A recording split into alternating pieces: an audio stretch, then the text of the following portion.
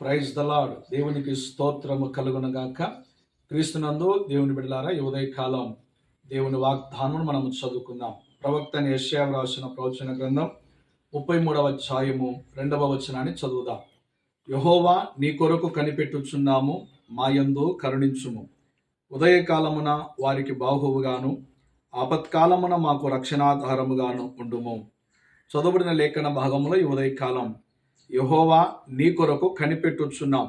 ఎందుకు వారు కనిపెట్టుచున్నారంటే, మా యందు కరుణించుము ప్రభువా అని వారు కనిపెట్టుచున్నారంట. ఉదయకాలం వారికి బాహువుగాను, ఆపత్కాలమున మాకు రక్షణాధారముగా ఉండుము ప్రభువా అని వారు కనిపెట్టుచున్నారు. ఈ ఉదయకాలము దేవుని సన్నిధిలో, ప్రభు సన్నిధిలో మీరు కూడా ప్రభు కొరకు మనం కనిపెట్టు వారముగా ఉండాలి. లోకములో దేని కొరకు నీవు కనిపెట్టుచున్నావు? దేవుని కొరకు నీవు కనిపెట్టుచున్నట్లయితే ప్రభువు నీ యందు ఆయన కరుణించే దేవుడు.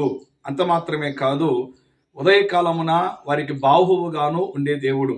అంత మాత్రమే కాదు, ఆపత్కాలమున రక్షణాధారముగాను ఉండే దేవుడు. అందుకొరకే వారు, ప్రభువా నీ కొరకు మేము కనిపెట్టుచు ఉన్నాం. కనిపెట్టుచున్నావా? ఈ ఉదయకాలం ప్రభు కొరకు మనం కనిపెట్టే వారముగా ఉండాలి. లోకములో ఎందరి కొరకు కనిపెట్టుచున్నాం, దేవుని కొరకు కనిపెట్టలేని వారముగా ఉన్నాం. అందుకొరకే యెహోవా కొరకు కనిపెట్టుడి అని దైవలేఖనములో వ్రాయబడి ఉన్నది.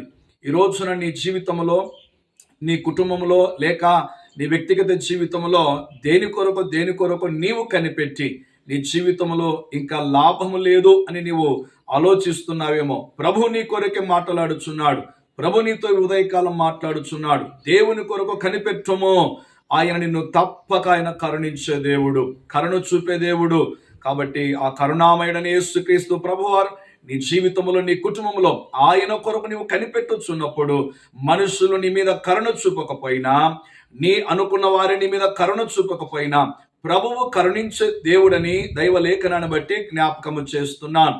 అట్టి ధన్యత, అట్టి కృప ప్రభు నిన్ను, నీ కుటుంబాన్ని కరుణించి ఆయన ఉదయకాలం నీకు బాహువుగాను, రక్షణాధారంగాను ఉండి నీ జీవితంలో ప్రభువే కరుణించి నడిపించును గాక. ఆమేన్. ప్రార్థన. ప్రేమ కలిగిన మా ప్రభువా, ఉదయకాలము తండ్రి, ఎందరైతే నీ కొరకు కనిపెట్టుచున్నారో వారందరి జీవితంలో నీవే కరుణ చూపి, అయ్యా వారికి తండ్రి బాహువుగాను, రక్షణాధారముగాను నీవు వారి జీవితంలో ఉండి నీ కృపను చూపమని, సహాయము దయచేయమని యేసు క్రీస్తు నామమున అడుగుచున్నా నా పరమ తండ్రి. ఆమేన్, ఆమేన్, ఆమేన్.